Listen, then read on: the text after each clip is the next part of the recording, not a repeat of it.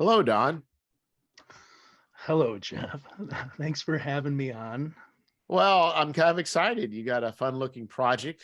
It looks like ready for Kickstarter. It is in Kickstarter, called the Ruination Pilgrimage. Yeah, yep. So that's on Kickstarter right now. We launched last Tuesday, and so it's coming up on a week ish. So it says you got 23 days to go. So you're pretty soon you'll be hitting that flat spot. Yeah, yep. It's my favorite time in a Kickstarter. Is that sarcasm? I'm assuming Yeah, it's yeah, sarcasm. yeah.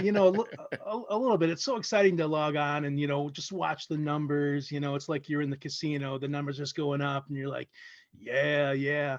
And then the middle, you're worried. I mean, I'm not worried at this point, but and it's a little stressful with Zine Quest coming up. I mean, I know these are kind of zine sized and they'll be a little long for a real zine, and which is why I kind of want to do it before. I noticed in my past history, like every single year in January, I tend to run a Kickstarter since 2019, and it must just be like some kind of spring cleaning thing, for my head.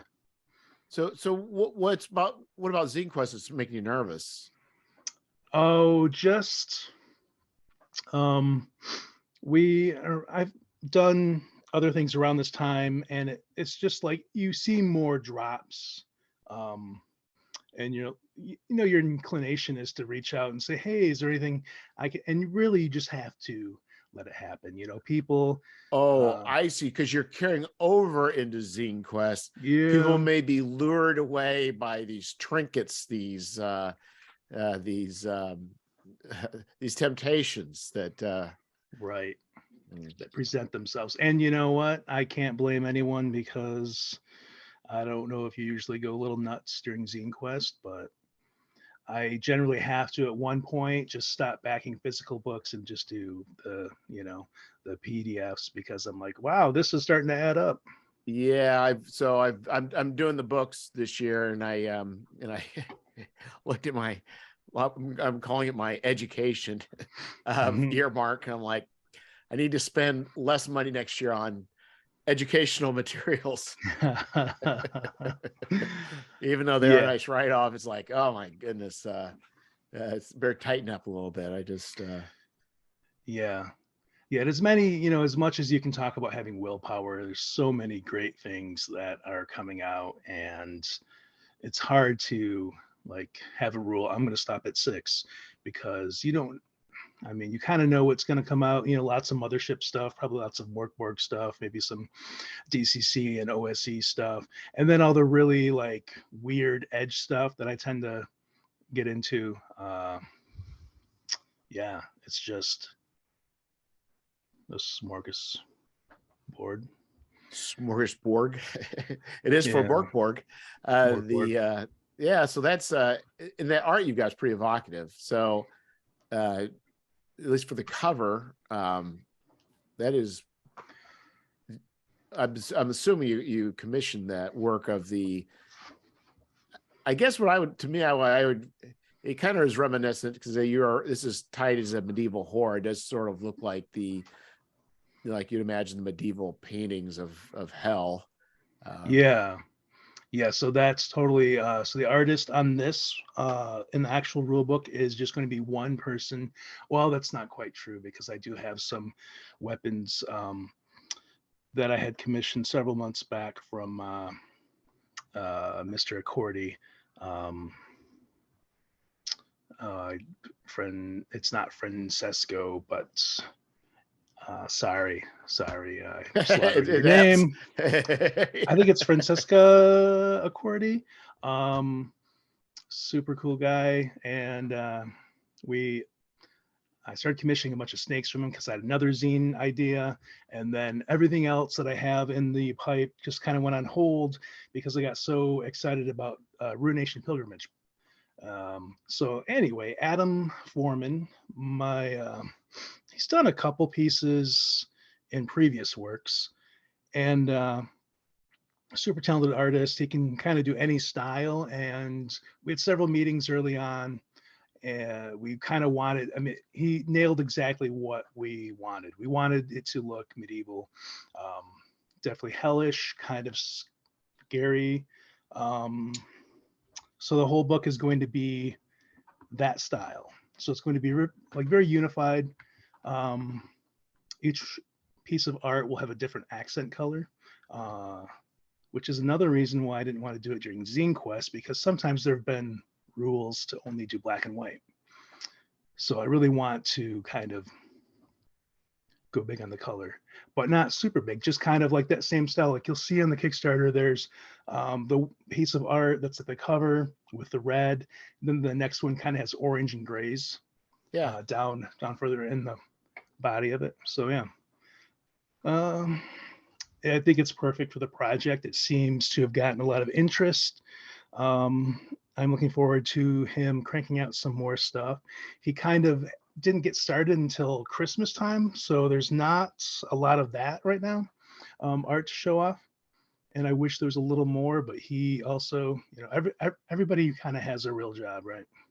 Well, I would say real. I mean, of course, don't look to me for the as being an expert on Kickstarters, because you've already exceeded the most I've done. But I would say I think I don't think you've got too little. I mean, it's to me, it's like I don't necessarily need to scroll through pages of artwork. I think everything you've done's kind of demonstrated that you know what you're getting. So the question is, so this is a zine, or not a zine. Well, so this is this is a zine. It's kind of zine size, but it's going to be going on the thicker size, 48 to 52, 56, 60 pages. It's going to push the upper limits, I think, as to what you can staple. Yeah, you can staple quite a ways, depending what printer you go with. Mm-hmm. And I'm a big fan of using thicker paper. Like I usually, in the past, I've said like, oh, you know, this stretch goal is really going to get us up to like 80 weight paper or 80 pound, you know, and this time I'm like, I just want to print on 80 because I like that when you can't see through the page, I like that thick feel, you know. There's really doesn't seem to be that much difference in price between the weights. At least I've No, it found. just moves up slow, right? So that's why I kind of was like, it's not really, I mean, what are stretch goals? Right. I don't even know, you know, because most I see are like, well, that's not going to add, it's going to add value, yes, but if the publisher really wanted to do that in the first place, they would just do it. But I'm a kind of guy that doesn't like to spend too much money, right? So I don't know. These things are complex. They are. I think the thing is so is it color interior? Yeah, it's gonna be color interior. So that's huge. So because you've really just doubled your costs for the book production once you click color for the inside. So it's that is a big jump. Yeah, so you're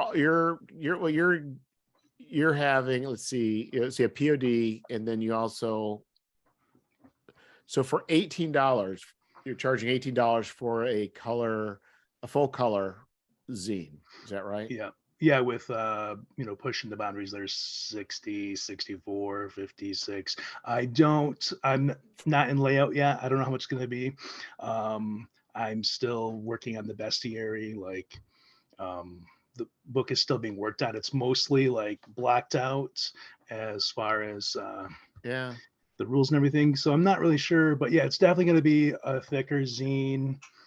Kind of, are you familiar with the Mothership modules? Like they kind of always really push it to the edge. Yeah, I bought a few. I don't own Mothership, but I probably will never buy another one, just because even though I love the content, it's nigh unreadable, and it's just like bad, like pink print on pink background and whatever. It's just like yeah. It's like, I really want to love this. So yeah, my buddy Sean, he does like to push the boundaries. Yeah, I can't remember which one it was. It was a neat space station. I mean, the space station's absolutely amazing. It's like I was very excited, and like, I can't read this. Oh yeah. Is that so? You said pink. Is that Pound of Flesh? Yeah, I think so. All Yeah, right. it's like Yep. I absolutely love it. I mean, if it were just to come out with just a plain text one, I'd be happy with that. Uh, Mm-hmm. I kind of wish people who push the boundaries would also offer a PDF. It's just black text and no art, and say, "Here you go." Yeah, I'd be like, Right. Yeah. I can definitely see that. Like, I love looking at Morkborg, but sometimes it drives me a little insane. Like some of the pages with, what, 10 different fonts and different sizes, and it's fun to look at. But yeah, it's like a love hate thing. Like, I love the content. I love that it's like shocking and in your face, and then it's just like, eh. yeah, I think there should be, there's not worth it, price wise for the publisher. But one copy is the coffee table book. Mm-hmm. The other copy is what you actually run with. Yeah, yeah. That's not a bad hill to stand on. Yeah, but anyway, yeah, Yeah. pretty cool. It's great stuff. But anyway, yeah, no, the art, what you're doing here looks really great. I think, at least as far as the choice of trying to have a classic medieval vibe to this whole thing, and also looks sort of apocalyptic, and also kind Mm-hmm. of hellscape as well too. So, and not really a hellscape. I don't mean that way, but just, yeah, like the figure of death. I mean, it just seems to be very like symbolic style rather than a, Yeah. you know. Yeah. Yeah. And I especially enjoy, like, when he first showed me that piece he was working on. Um, I was like, oh, I like how like, he kind of took, I don't know what the name of the piece is. It's like got the four dancing skeletons, and he kind of used that as a jumping off point.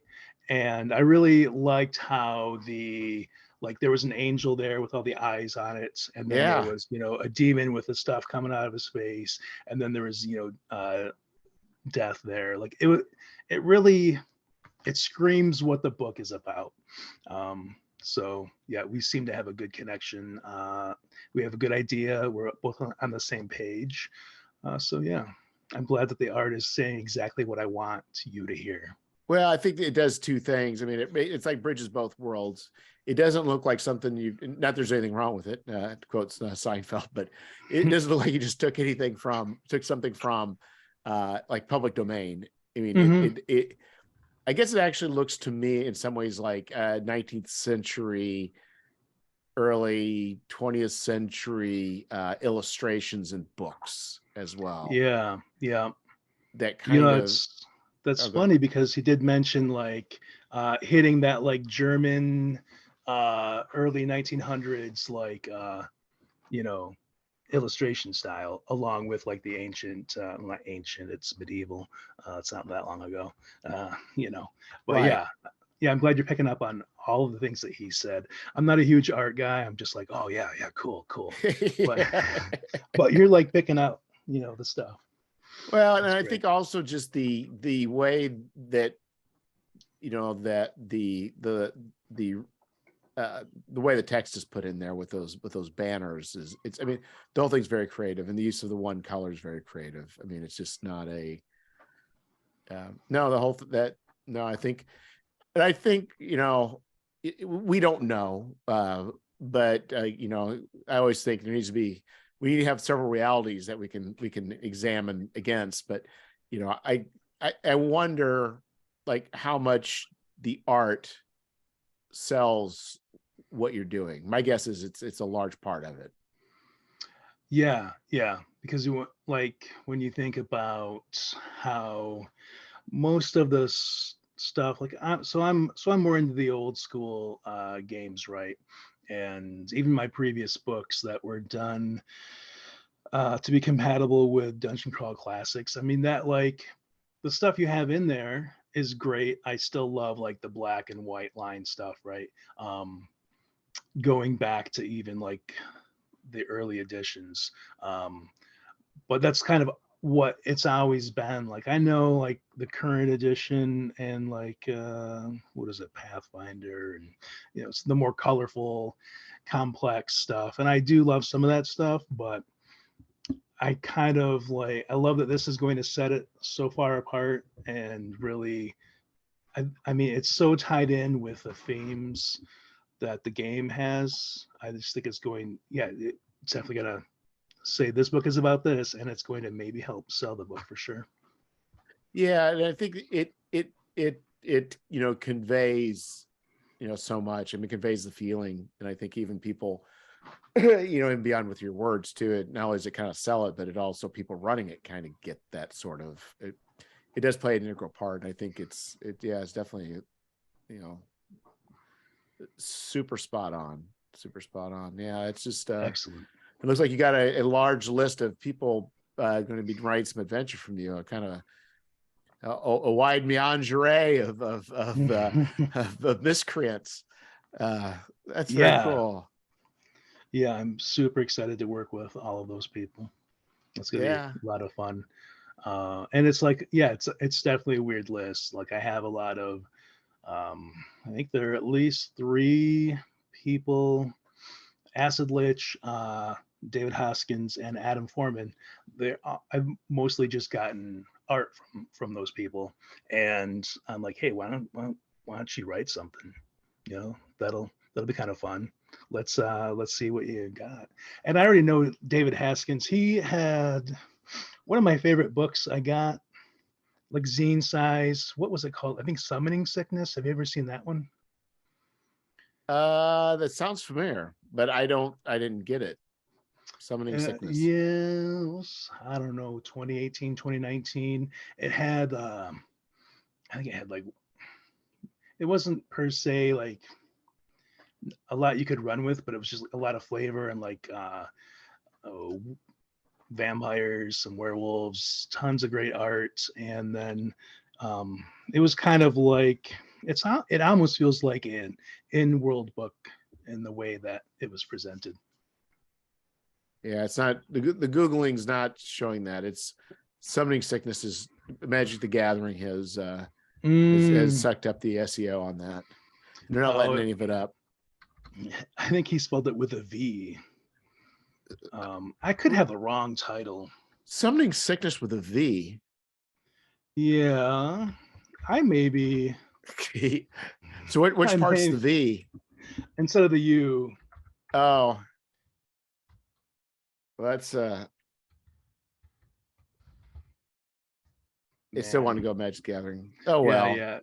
Yeah. I'm sorry, David, if I'm totally doing this wrong. Yes, had a whole new renaissance again, but unfortunately, the ship has sailed.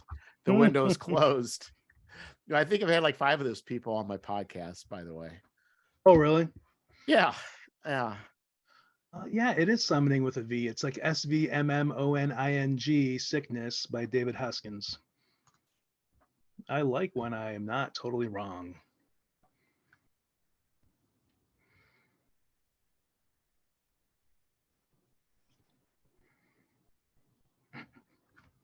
Yeah, let me look up another guy so we can talk about him while it's I'm interviewing you. Oh yeah, that's the sort of thing we do. I bet your listeners love this. Yes. Well, art books and zines. Oh, very fun. Yeah. Oh my goodness. Yeah, it's really cool. It's really cool that you've got people writing or doing art and doing writing. Yeah, that's very cool. So, yeah, I always like to be challenged and do something a little bit different, and why not pass it along to other people? Let's see what they can do. Yeah, and I think so because you're having people write adventures. I believe those were those are stretch goals. I think the stretch goal is actually just a little more art and being able to pay them and support them a little bit more with like maps, because I didn't want to. This was discussed early on in my planning. Sean McCoy, Mothership guy, we talk a lot. We've been friends for a long time, and I kind of maybe lean on him too hard sometimes and try to get his advice. And sometimes I ignore it when I'm an idiot. But anyway, What does he know anyway? right? He know? Several awards, and Me and Dr. Sawyer. their big Kickstarter was like over $1 million. Yeah. I guess he's not shown me enough because anyway.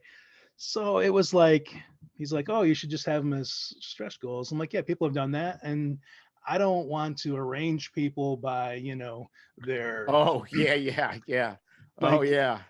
like I'd have to put Sean high up there, right? But is that like, I don't want to play favorites. And no, it's like grade school picking teams for Little League or for batting, whatever. Yeah, it would have been the worst. Yeah.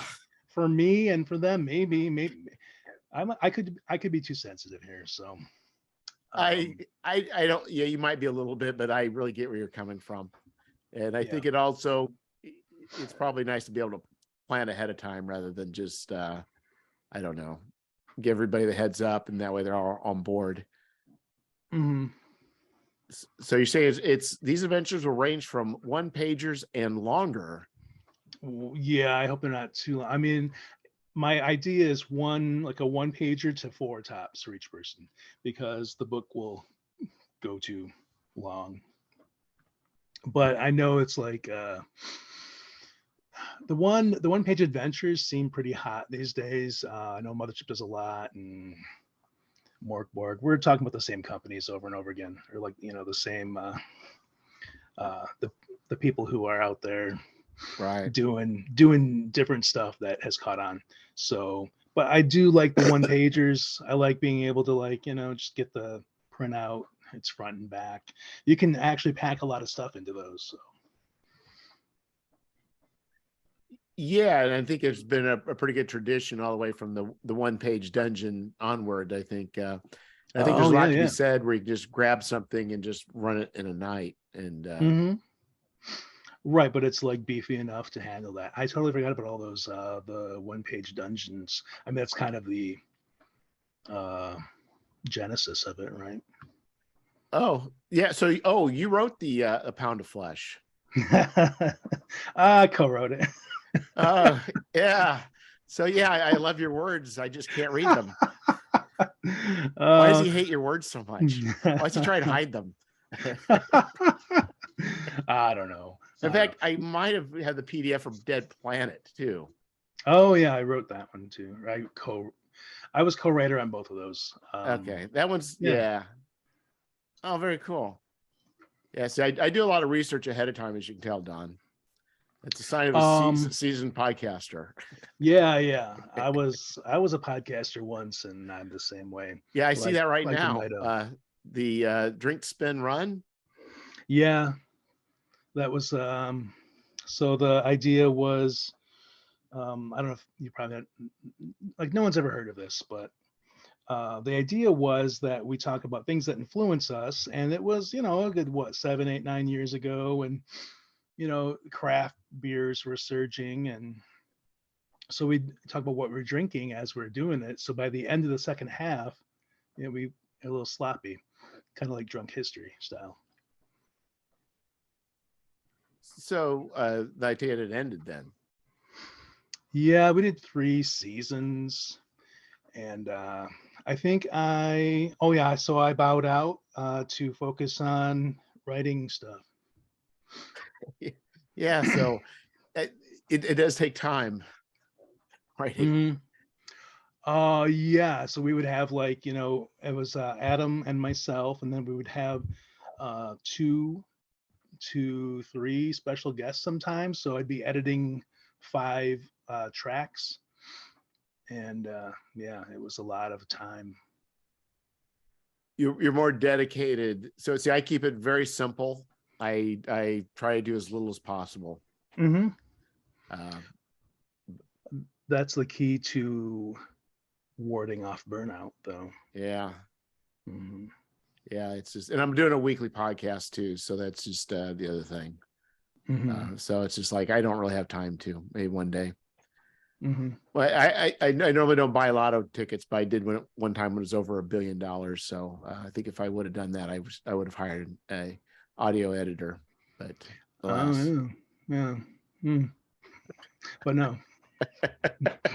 I would have hired George Clooney to be me and do the podcast.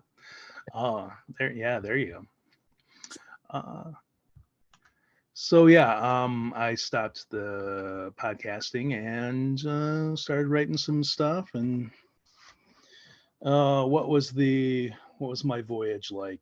So I did. There was this thing called Myth Horde. It was like one of the early RPG monthly things, and oh man, what was this guy? We used to talk now and then after he was on the show.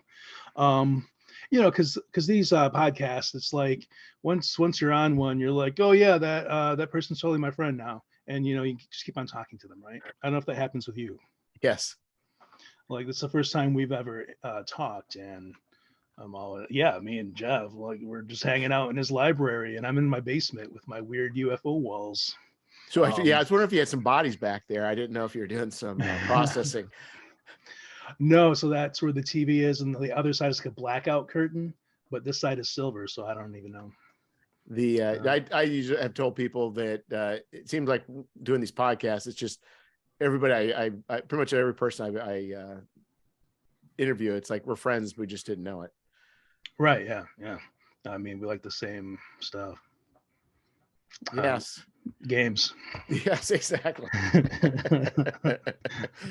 We are those weirdos that just have pursued a strange hobby for very little gain, and are caught up in this creative endeavor that drives us for no good reason, but we just strive forward towards this vision. Yeah, and then you're like, trying to have something on Kickstarter, and you go and do interviews with people on podcast, and you're like, well, this is fun. Yes, it's fun. It's fun. Marketing is my favorite thing in the world. Oh my goodness. Yes, I can't believe how good I am at it. That's the only reason I got a podcast. I could at least say I marketed, whatever that means. Oh yeah. Wait, so I was about to go on my RPG writing journey, but you've mentioned that you've written some stuff too. I don't even know about it. I didn't research you at all. Well, that's okay. When it's your show. Well, yeah, it's so the few things I've done, it's only been 5 things. Mm-hmm. I did Scoundrels, which is, you're probably not heard most of these. So Scoundrels is basically, if you're running, say you've got have you played Blades in the Dark? No, but I've heard of it. So just imagine you're playing a sci-fi game or a modern game, and you just want it to be full of criminal activity or interacting with criminals. Yeah. Or you want your characters to be a gang. You could buy this. This would be a supplement that you could inject into crime into your game. Cool. And I did During the Madlands, which is a post-apocalyptic zine. That sounds familiar. And then I did doing Gary's Appendix, which is an OSR zine. I think I even have that here. Huh. And then Fate of the Fly God is my most recent one. Oh, dude, I'm so looking forward to that. I actually, you said Fate of the Fly God, right? Yeah. Yeah, speaking of cool art, that like really drew me in, and I'm like, I like demons, so this looks dope. Yeah. Yeah, it got some great artists, both Dell. I'm going to Teagler. Yeah, Teagler, and then got Chema from all the way from the Philippines. That's some really neat stuff. So his is kind of more of an anime. So that's been the stuff I've been working on. But we go back to your writing journey as we've. Oh yeah, I believe Dell's another Michigan guy. So. Yeah, in fact, it was weird. So you're in Michigan? Yeah. I don't know why. I don't know where I knew you were east of me. I just didn't. I don't know why. I don't know where I was placing you in my mind. It wasn't Michigan. So you've been to Gamehole Con? I've not. Although somebody swore I was there like a year ago or two. Like, oh yeah, I saw you. I'm like, oh, cool. So the reason I was playing, and Dell brought his his portfolio. Wherever he games, he would bring this big thing, a portfolio of the stuff. I thought that's kind of interesting. It's like, like my mind, I was thinking like, does he ever like actually get sales from that? And he said, hey, you want to look at this? And he flips through it. And I asked him what his prices were. And he told me, it's like, huh, Yeah. I guess I can afford this. See, that's some good marketing there. Like, yes. just bring your portfolio. Like I mean, I did the last time we have a local convention called Yukon, and I ran an early, like the second test of this game there. And I was like, oh, I'm going to give away my previous zine. Like I did this ghost zine called 25 Apparitions, Spirits and Hauntings.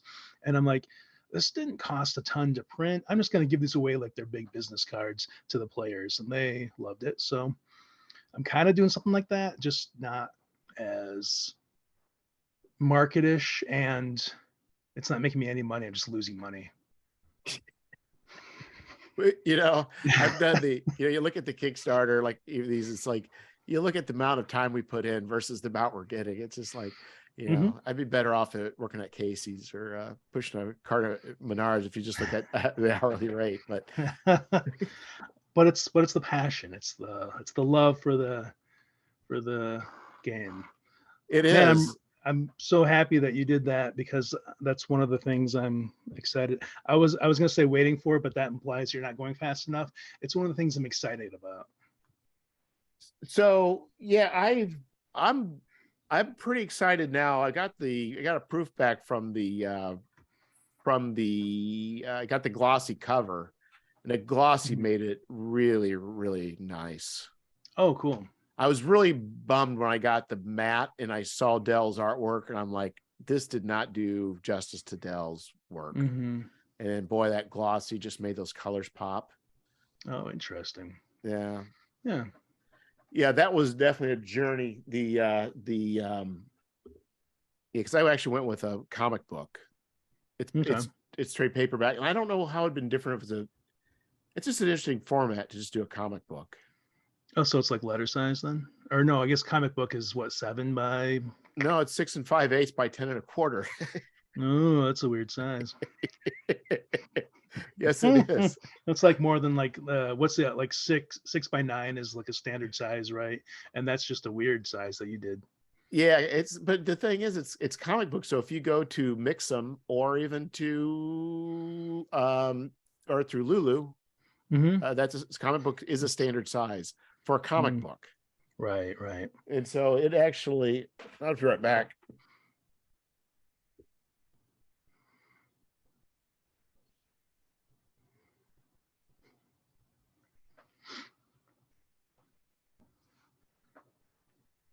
Yeah, this is really good for those that are listening at home, but yeah. Oh, that's thick too. Yeah. The problem I had was, and it's got the nice wraparound cover. Yes. Dell just knocked it out of the park. That's glorious. Yeah, and so, but the problem I had was initially is these margins were I had to make more accounting for the margins in the interior. Right, because it's kind of like a perfect bound thing, right? Yeah, it is perfect bound. Yeah. It really almost chunks up almost like 3/4 of an inch. Yeah, I myself have had to, I think for Forgotten Rites of the Moldering Dead, I got the first proof and I was like, that is right in the crack. And so I just went through the whole book. It's like 100 pages or so, and I just took every page and like scooched everything over, and it took a long time, and it still isn't quite enough. But I've only done, I mean, I've written a lot of stuff for other people, not a lot. I've written some stuff for other people, and I've only myself put together like 1 zine size book and 2 like letter size books. So I'm still a beginner, right? It is kind of different. So like the comic book, I don't know if I would have gotten if I would have gone with a paperback perfect bound, if it would have actually opened up more. I don't know. But it's also 120 pages too. Yeah, that's a big one. Yeah. So, that all, when you go to put together, it's like it's like engineers would say, the joke would be at work. It's like, I don't understand how you can't have a good fit up and, all works well and, Pro E. It's like, Mm-hmm. You know, you go and pay, you know, whether you're using Affinity Publisher or InDesign, it's like, it looks perfect there. But then when you got to put it together, it's like, oh no. Oh, no. Yeah. Yeah. I just had this months long ordeal. Excuse me. It was, what was it, like one of my layers got messed up somehow at a later point. Like I think they were printing fine at I'm not even going to say names, at a certain place we If you all want to know say well. names, go ahead. I It's up to mean, you. it's like resolved, and I'm not mad about it. I'm just like, how did this book get so messed up in the POD version like 2 years after I uploaded it, and suddenly now like the layers are cutting into art, and you know there's too much black in the black. So I just like, it was months of like, hey, and I was right around when I was getting a new computer, so I had to get all this like, you know, I suddenly didn't have my pirated version of Photoshop anymore that I'd had for 20 years. And I had all this, you know, it just took forever to fix. And I think it's finally fixed. But anyway, so I quit that podcast. No, yeah. Well, that is hard because different places, I mean, you could upload files to one service and it'd be not a problem. You can upload to another service and it's a problem. Yeah.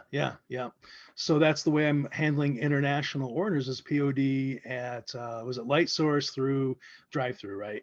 And not at all like submitting it to Mixam. Like Mixam is a different process completely, different format. You know, the cover, it's just not the same. Yeah, I'm still trying to figure out my strategies, and things start changing. So I'm thinking about for Fane, the paperback is going to be Mixam or going to be Lulu. Mm-hmm. And that allows me to and I can send it anywhere. The hard copies are just going to be US only, and I'm going to do Mixam. Mm-hmm. Yeah, that's usually how I go about things, I guess. I know people have had problems with Mixam lately, and I like how Mixam, Mixam, and I have not in the several printings I've done there, but it's also, I don't think I've printed anything there since 2021 maybe. I forget. No, it was like, I think James Posnell and I did a 3 Zine Quest grab bag last year. You did what now? It was bag? Like, no, it's like it was a 3 for like, hey, back these 3 zines, because one was just by me, published by Psychota Press, that's my company. James had one that was just Horse Shark, and then we had one that was both of our materials. And it was really, it's always hard working with someone, right? Like, I don't know. Well, you're smart because you work alone. It's hard working alone too. It really is. Like, I take so my mothership stuff has been with other people writing stuff. I see what you're saying. No, I do hire freelancers to write for certain things. Mm-hmm. Yeah, it's just nicer to have that extra voice, because I did Isle of the Plangent Mage for Necrotic Gnome, Gavin, for OSC. It was like one of the stretch goals. You know, do you know how to make me feel really important is when people offer me a stretch goal adventure. I'm like, oh man. And then like the one person in the comments is like, oh my God, it's Donn Stroud. I love that guy. I'm like, yes. That's all I need. But well, here's what I'll do from now on. If I ever find out you're a stretch goal, I will make sure that I will tell everybody I know to write in the comment section. Yes. Yes. God. Make sure it has at least 10 S's. I don't think it'll be a problem anymore, because I think, you know, I'm launching my own RPG system, right? It's system and setting. And I don't think I'm going to write stuff for other people anymore. What? Mm-hmm. That's sad. Well, or great, because I'll be just working on my own line. Well, yes. So you're going to. So this is crazy talk here. So you're talking the setting, I get that, but you're doing a game system and a setting. Yeah, it's all wrapped up together. Like it's nice and tight. Yeah, it's like interwoven, like maggots in a corpse. Oh, there's nothing, those are interwoven. Yeah. Squirming amongst each other. Yeah, I don't know. One of the strangest things when I was young, we were baling hay, and there was a bale up in the mound actually up in the barn, and there's a snake that was caught in the banding twine, and I looked at it, looked like it was breathing. When I got real close to it, it wasn't breathing; it was just full of maggots. They were writhing to make it look like it was respirating. Yeah. It's like, yeah. I've had many of those moments with. I used to have some snakes, and my friend had hundreds of snakes. I'd go and take care of his snakes while he was out of town. Your friend had hundreds of snakes. Hundreds of snakes. He just had like whole rooms filled with snake cages. But I think he was out of town once. I was watching the snakes, and I was like, "Why is that mouse still moving?" And yeah, it was full of little maggots because I had been there to feed, and then like 4 days later, I went to check on them because you don't have to feed snakes that much, right? Like an old fat snake, you feed it once every 3 weeks and it's happy. Yeah, I need to get to that point. I'm actually working the reverse. Yeah. The older I get, the more I want to eat. It's because your body's old and it has to burn more calories for more heat. Oh, there you go. Yeah, exactly. Yeah. It's just insurance. I'm just buying myself insurance. Yeah. So 100, but that's like, I don't want to say it's crazy, but that's a lot of snakes. Yeah, it was like a business. Now that makes sense. He wasn't like a crazy cat person, okay, or crazy snake person. I mean, he would breed them, and we would go to like snake conventions. Much like game conventions, except the games bite you and poop on you. That's and it sounds like a good game. Yeah. It kept you on your toes. Yeah, exactly. Play the game. Is this venomous or not? How much will you bleed when because sometimes people wanted their snakes sexed, and it involved putting a little metal probe into one of their hemipenes inside their cloaca, and they don't like that. Yeah, that would be, I could imagine if a similar situation was to be done to us, it would be right. Like you go to the doctors as an old man and they put things in your cloaca too. So do they do this, like if somebody says I want to know the sex, and they would want to do this themselves, or they would demand you do it in front of them? Yeah, they want it. Like, I mean, if you're up on your game, you'll bring sexed babies to the convention or the show, right? But sometimes you didn't mark it on there, so you have to do it right there. And it's not too bad unless it's like a 5-foot full-grown blood python who they get so thick, like a 2-liter, and not only are they going to try to bite you and they have their jaws wide open, but they're like spraying urates all over everything. Oh wow, you get the full effect. You've not fully lived until you've sexed a large python. You haven't lived until you've had urate sprayed out a cloaca when you're trying to insert a metal probe into the hemipene. It's so I can see why this is an exciting hobby, but so you no longer help him in that endeavor. He gave up the life of yeah, he does goats and sheep now. Yeah, it's a little bit more mundane. I don't say any easier, but it's definitely different, and you can eat what you're raising, I guess. I've eaten more goat this past year than ever in my life. Yeah, we had goat once long time ago at a cookout. I think it might have been an ex-pet. My stepmom asked my dad if it was the pet, and then she said, "No, I don't want to know."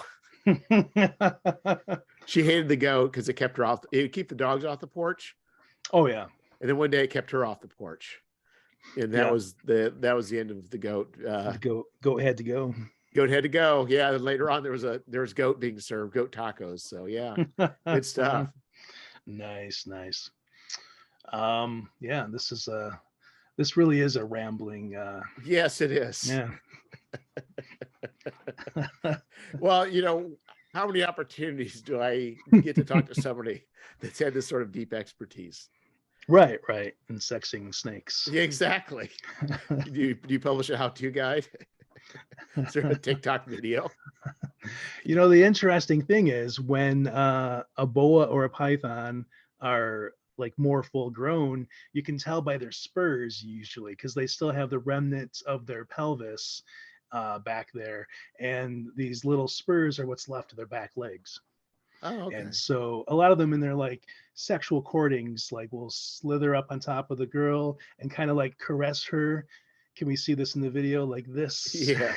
like on her back, just like digging with this little claw. Yeah. It's kind of like scratching. My wife likes her back scratched, so I think that would have worked for her. It's just like that. Yeah, it's like finally. Except you only have one, and they have two hemipenes. Wow, that's pretty crazy. Yeah. So, so go back to your system now. So what is this? Is this top secret? No, Ruination Pilgrimage is the so system. It's a whole game.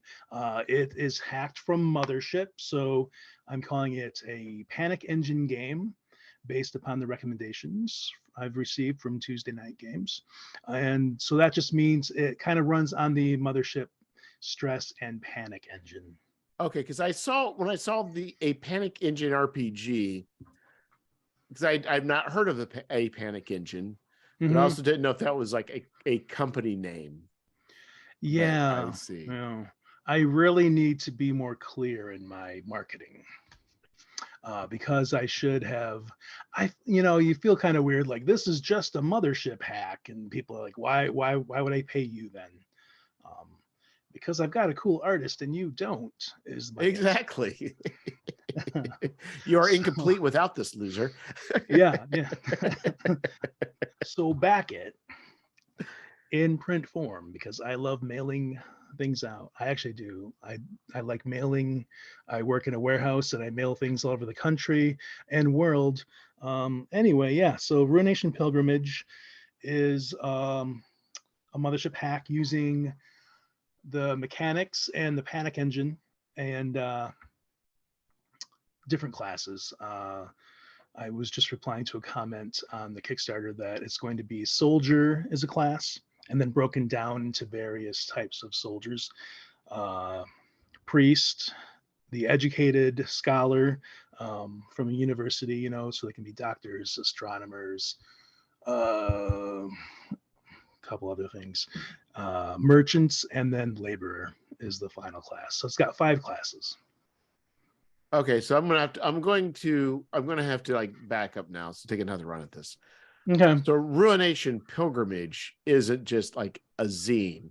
So it's a fully thought out, not thought out. So it's the full meal deal for running a medieval, we'll call it themed RPG.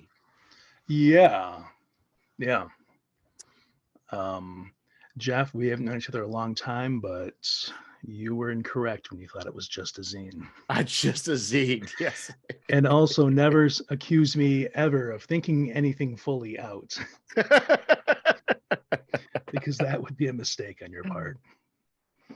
Okay, so now this changes everything. We start all right. So you've done this, so now I'm impressed. So now now I'm shocked that you're able to do all this. Okay, so now I'm confused. So this is all in one book. Yeah, you don't have the Mothership rulebook. That was only like 48 pages. Yeah. So you can actually put a whole game in something that's small. And I'm glad I finally impressed you. Well, yeah. Well, you've impressed me all along. This is peak impressment. I don't know of any more impressing that could occur without something happening, like blood vessels blowing in my eyes, or me going into just a state of awe. But no, that's absolutely so. Because to try and get a rule set down to that is one thing, but do a rule set and do all this other stuff, and try and also be, with gorgeous art. That's quite a deal. It's absolutely. Yeah. Thank you. So it'll be like, it's even though it's not like a D20 clone, old school kind of game, like it's definitely, there are a lot of cases where it's rulings and not rules. So that helps a lot, I guess. Like, of course, you always want to spell out like drowning and on fire and falling rules, right? You gotta have that in everything. Yeah, and I think too, it's still not easy. I mean, I kind of, there's been some other SRDs I kind of thought about. Yeah, I'll just do a rule set for this or that, and you're like, it's just the basics of just trying to explain things. It takes more time than one would think, or more wordage, or it can. Doesn't have to, I guess. No, yeah, I totally agree with that. Like, you have to explain so much when it's not just like a D&D clone, right? Yeah, I think it's one thing if this is not what you're not doing.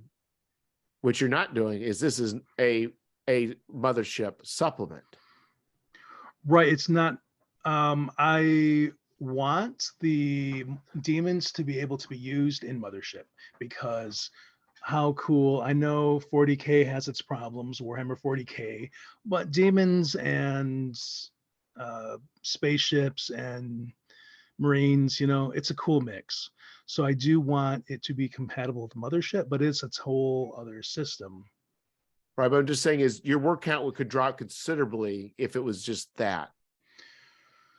Right, if I was just slapping something on top. But you're saying no, you're saying you get this, you are able to run. You don't need anything else to run. No, no, it's it. So it's kind of interesting you say, because have you ever played Coriolis? No, but I am familiar with the word.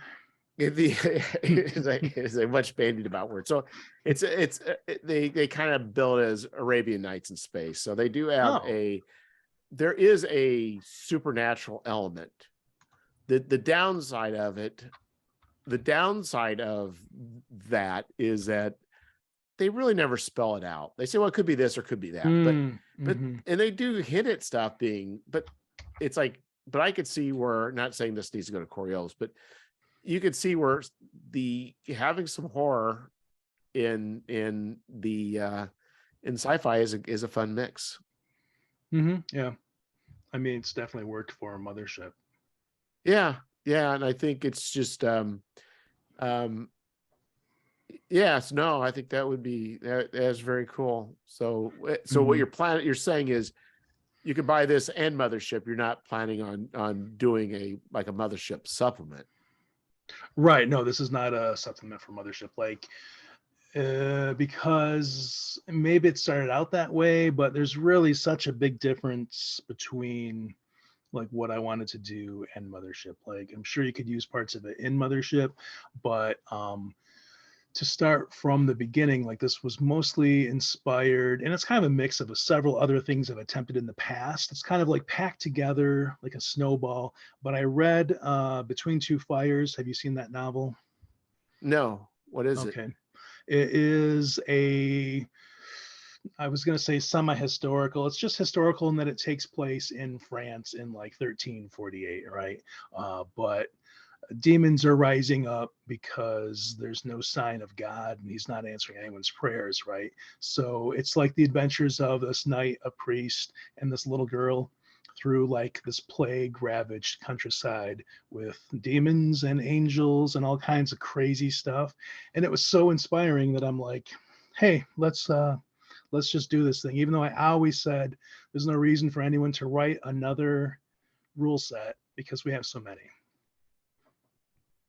Well, I think there is truth. In fact, I think Rich Mullins one time remarked about, like, you know, we don't basically we don't he was a songwriter. I'm obviously not, but we don't write more songs because the world needs more songs. We write more songs because we need to write more songs. Like, Right. You're right. It doesn't,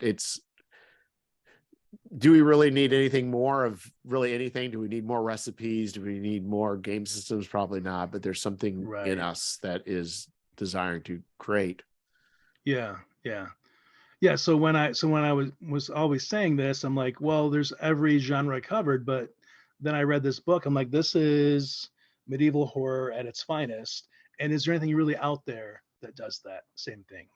And I thought, I'm probably an idiot and I missed something, but I'm like, kind of not really. Like medieval horror, it seems like a newer genre that there's, if you Google medieval horror books, you get like 5 or 6 of the same titles over and over again. Well, and I think too, because one of the things I don't do extensively, like for Gary's appendix, but I kind of was re-looking at I'm looking at the bestiary, the traditional SRD bestiary. And in that traditional SRD bestiary for Old School Essentials, there's a number of mythological creatures.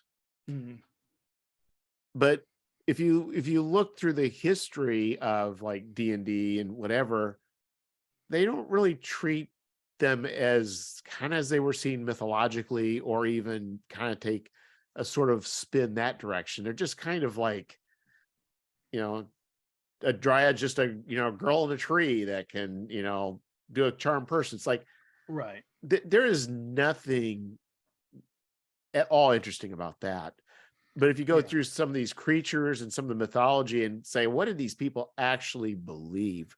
It maybe mechanically some of the things that these creatures would do really weren't that great, but the flavor of the people's experience of them definitely was. And people like were afraid of them at one point, in history or whatever. Oh, like yeah. a lot of these spirits.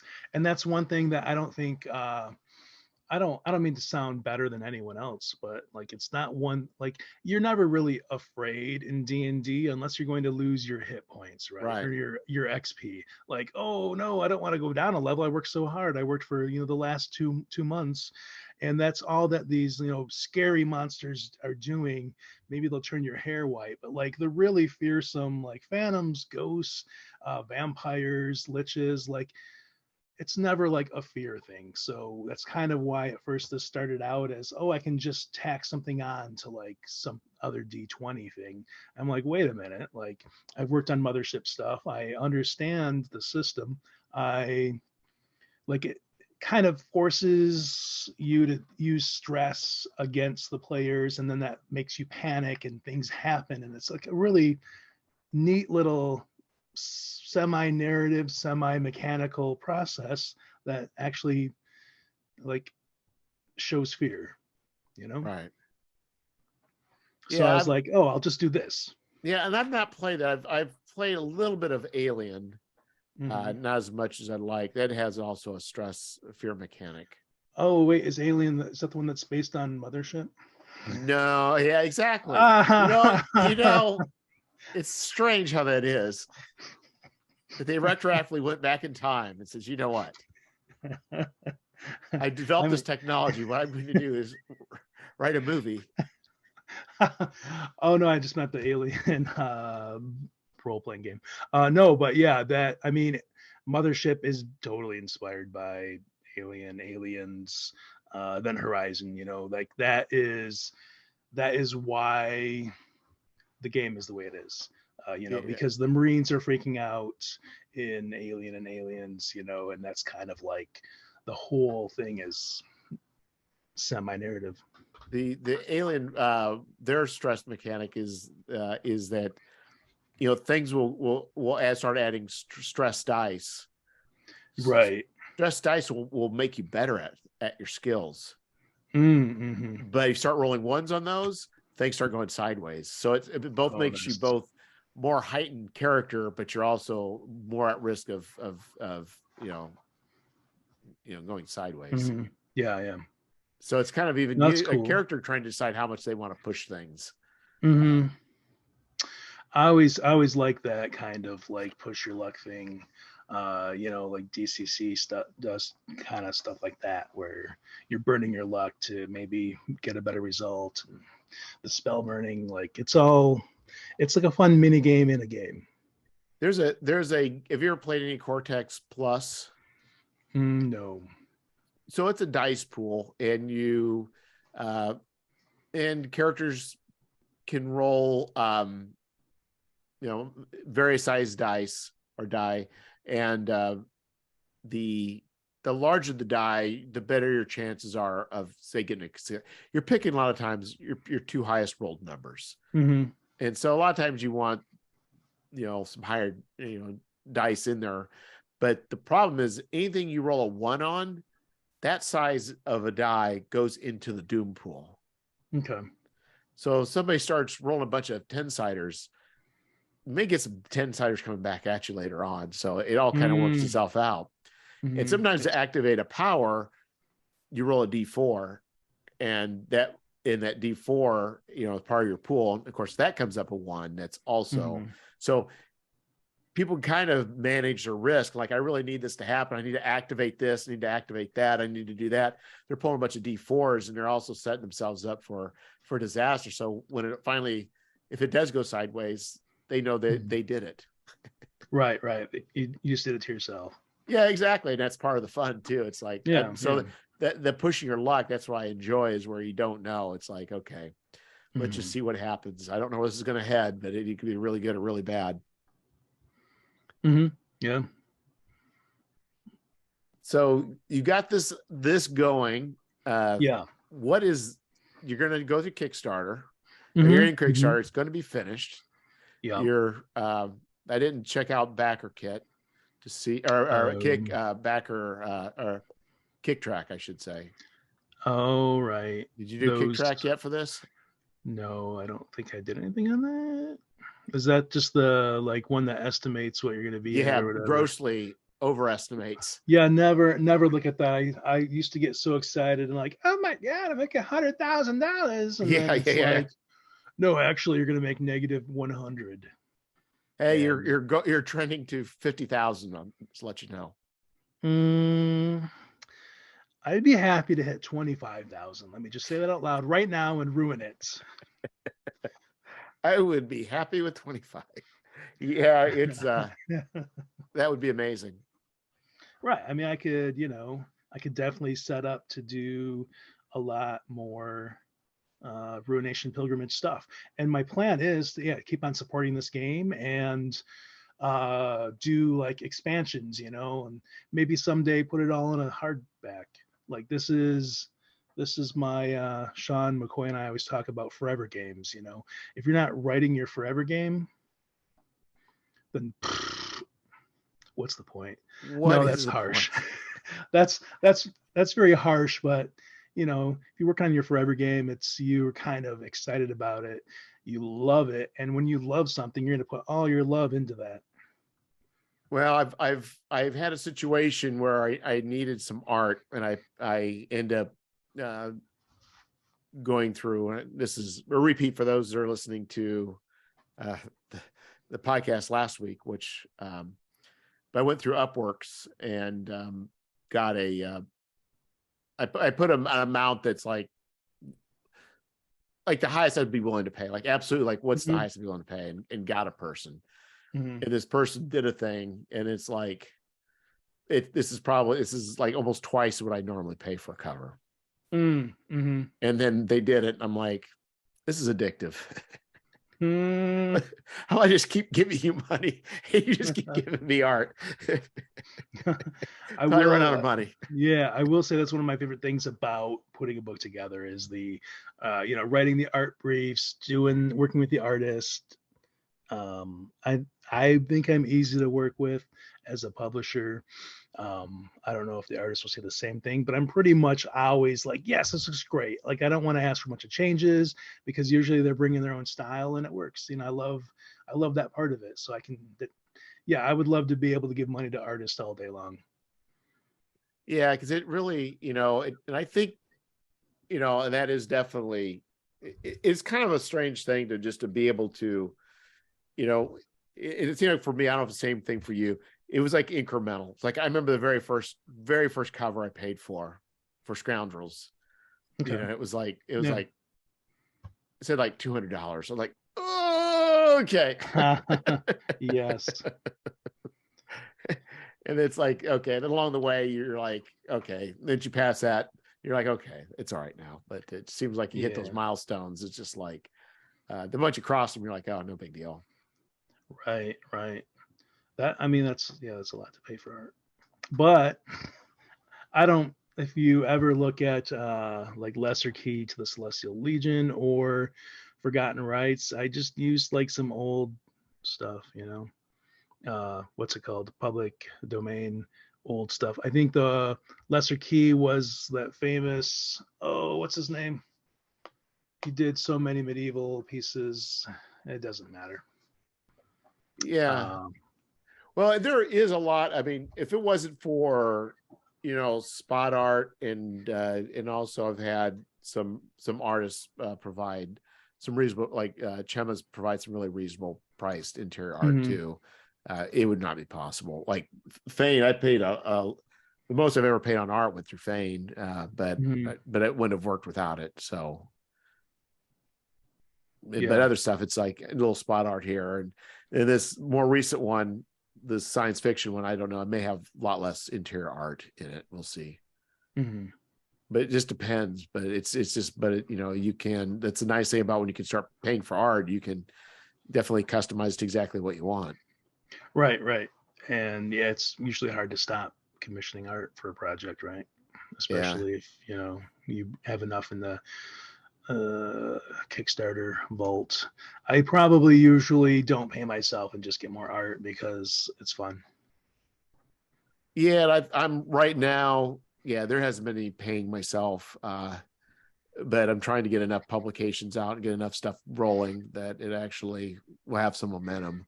I'm old. I don't have much time. I got to get this out. That's totally. I'm doing this for a retirement fund, man. Like I don't have a pension, so you know, because no one does our age, right? Yeah. Well, actually, I think I'm a little older than you. No, I don't know. I'm younger than I. Wait, younger than I look? So I was born 67. Oh, you're old. I am old. Yes. I just act immature. Oh yeah. Well, I was born in 74, so it's okay, not too much. Yeah. So yeah, I get a tiny one, not much. So yeah. So the idea would be do this part-time. So that's my goal. I want to do 5 Kickstarters this year and 5 Kickstarters next year. And I figure if I can do that, it'd make a certain amount of money, and then I could just quit the job. Well, and maybe and get a part-time job, but we'll see. That's the dream, right? But the thing is, what I'm trying to do too is I'm trying to put out some product, and once I put out the product, then I'm looking at some of the stuff, trying other systems with the same product, and to see how that goes.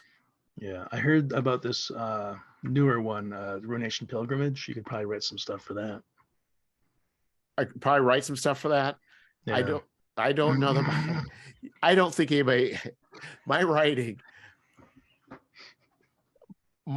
is so slow. It takes so long. I don't know there's much inspiration. Yeah, I would. Yeah.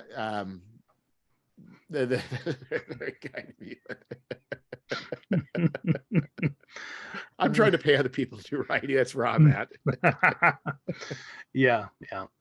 I don't like doing that, but yeah, I can imagine a time. You know what? I always want to, because I don't know how you think you're going to do 5 Kickstarters this year, because it takes me forever to write and lay out a book, and because I write slow like that. Like for Forgotten Rites, I did the layout. I wrote in the layout, you know, while I was laying it out. Like I have tons of notes, and then I'm just popping it in, and I'm always like, I should do 2 or 3 this year, and I never get to. And I'm always like, I should publish other people's stuff, because that's what publishers do. Haven't yet. Well, that was kind of a thought for me too. I think the problem is starting out from the beginning, right? Mm-hmm. Because you got to have something, Right? and that's my problem. It's like nobody else is going to write this, right? And no one's going to write it the way you want to write it. Is my problem. I've got a little bit of that problem too. Yeah. I have to write it out till I know what it's supposed to be. I don't even know what it's supposed to be. That's my problem. Mm-hmm. And so like Gary's appendix was actually pretty simple, because it's just like essay. But then for the post-apocalyptic zine, I kind of am still figuring out how I want it to be. I can't just turn it over to somebody when I still don't know what I want it to be. Right. What system is that gonna use? Well, it technically old school essentials, but it really doesn't have to be. No, that's a hot one. And Gavin has hinted about doing his own like post-apoc. I was hoping to tie in with that. So, but it's who knows? Yeah. It's kind of like Fane. It's got mechanics. It's got a bestiary, but it really just is meant more for like Fane. It's really meant more for just like the setting and the inspiration. So it is. I mean, it's not gonna. There's nothing really about it that's strictly kind of. It's kind of with Trevor. Even I gave him Fane to look at. He didn't really understand it until I actually read it, and then he's like, "Oh, that's not what I was thinking." Yeah, and so that one's setting the system wise, it doesn't really make much difference. But But the scope, like how many pages? I want to divide it. Well, the idea is kind of like maybe you could drop the stuff in different places. I thought maybe smaller set pieces to drop in. But then it evolved. Now I have a map. I'm going to explore the map in 4 issues. It's just like, okay, I mean, and then I don't know. So I did the first one last year. The second one is a lot of it's probably 80% rough draft. And then I was going to plan on doing that earlier, but because of this OGL nonsense, I moved the Traveler zine up forward because that may be a closed window here pretty soon. What doesn't use the OGL is Mothership or Ruination Pilgrimage. So here's the deal. The Mothership, do you have to lock into like only Mothership if you do the Mothership? No. Like in an individual zine? Like for instance, let's say I do a zine called Scoundrels. The Scoundrels of Brixton. And it's about crime and sci-fi. Yeah. And let's say I put it under the Cephas engine rules. Then could I do a Mothership set too? I think so. I never really. I don't think I thought somebody said you had to lock into Mothership. If you're going to do Mothership, you do Mothership. No, I don't. No, I don't think. I mean, there's like a blood in, blood out thing, but I don't think you were. Blood in, blood out. Yeah, like a gang. Like you gotta be beaten in or. Oh, that's leave. Okay. I'd go for that. Yeah. I never got to do that before. Oh yeah. I just thought since you're older, I just pictured you in like a white T-shirt, with a little switchblade. I really appreciate that. I normally don't get that kind of harassment, and when it comes, it is like a sweet breeze. Like, I really appreciate that. If you ever want a guest on to come on and berate you and tease you, I may be your man. Okay, I like that. I'll give you a little bit of ammunition, a little background. You can look at through the Facebook. I have an hour beforehand. Figure out my weak points. You could even call it RPG Rumblings. There you go. Oh yeah. Yeah, I'm pretty good at this. Yeah, but not good at marketing my own stuff. Me either. In fact, I'm impressed. So, and I've said this before. It's like I really do appreciate when people will, you didn't directly ask to come on. It was somebody indirectly asking for you. Yeah, it was Surat, right? Yeah. And I don't mind people asking because it just makes it a lot easier for me. Yeah, is that how he says his last name? I'm not even sure. Yeah, it's Stefan Surratt. Stefan Surratt. I don't know him, but I love the Brimstone Cradle so much. I'm like, dude, you should come and do an adventure. That's how I do things. It's just we're just one big family.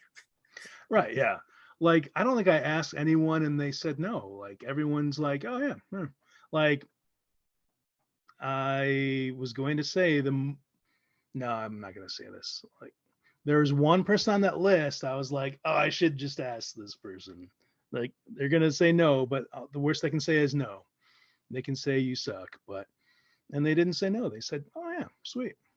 Well, I will say that there's one person on there that I would think that he would have thought that. But I'm like, I am kind of surprised that he is writing for somebody else. I wonder if we're talking about the same person. Yes. But I'm like, oh, wow. I didn't know he did that. It's like, well, that's cool. So anyway, congrats. And you win a free copy of 25 Apparitions if you send me a message on Twitter and guess who I think and guess who Jeff thinks and see if they're right. I think it's probably somebody I have interviewed early on too. Oh, I'm gonna be a bad. I was gonna come in with like, oh, long time listener, first time guest, but I honestly can say I've not listened to RPG Ramblings, and that's just because I don't have any time. We used to have a dog. It was a cute little puggle named Floyd, and I would walk him and listen to podcasts. And he's no longer with us, so now what do? I don't walk myself. That's boring. So there's no podcast time. No, that's sad. For me, it's the work commute that makes it for me. So when I'm not working, then I don't listen. I wish I lived farther from my job. I only have to drive 13 minutes, and it's horrible. Yeah. Well, mine's a little bit longer. Yeah, it's about 25. Yeah. That's podcast time. Yeah, it's and I can listen sometimes at work. Depends. I've got my job can vary, but sometimes at work I can listen. It's just but I don't know. So yeah, I've not listened to anything in forever, so it's okay. There's obviously no requirement, but basically it's a long line of people like yourself talking along the lines like we do here. Oh yeah. Speaking of time, the time space continuum is encroaching. Yeah, I've got to do things around the house. It's later here on that's right. You are in the future. I'm in the future. So did since you're in the future, did the OGL 1.2 get resolved favorably? I'm not following it much. I know I should because I totally have the OGL in 3 of my previous publications. But what if I'm crazy and I convert those into Ruination Pilgrimage things that don't require such things, and I am a lone wolf now, a rebel, daddy. Well, I don't think it's going to matter for anything that's previously published and something on that small scale. Yeah. I mean, I'm Little Potatoes. You are Little Potatoes. Get your nickname. We now have Donn Little Potatoes Stroud. Is this a Buckaroo Banzai reference? No, I don't know that. Oh, John. They're aliens from the 9th dimension. They're all named John, but they all had last names, and one was John Smallberries. Smallberries, nice. So anyway, you can't. It's only down once you start referencing Buckaroo Banzai. So anyway, Don, thank you very much. I'll put your Kickstarter link in the show notes because some people don't realize I put show notes. Oh yeah. Put the link in there. If you need any art for it, let me know. I don't have anything more than what you've already seen. That may be a lie. I like to show only so much, like a tease. Well, I think what you've got looks great, and awesome. And good luck with the Kickstarter, and good luck with your. And you know what? Signing that $25,000 check as you take it to the bank, that'll be really nice. after everyone else gets their cuts. Yeah, It'll be I know. I hear you, great. brother. Yeah, thanks for having me on. It was actually, I'm not gonna say it was actually fun. They're always fun, but I like that it was laid back, and we should do this again on RPG Rumblings. There you go. In fact, we call the next one RPG Rumblings. Love it. All right. Well, you take care, Donn. Have a good night.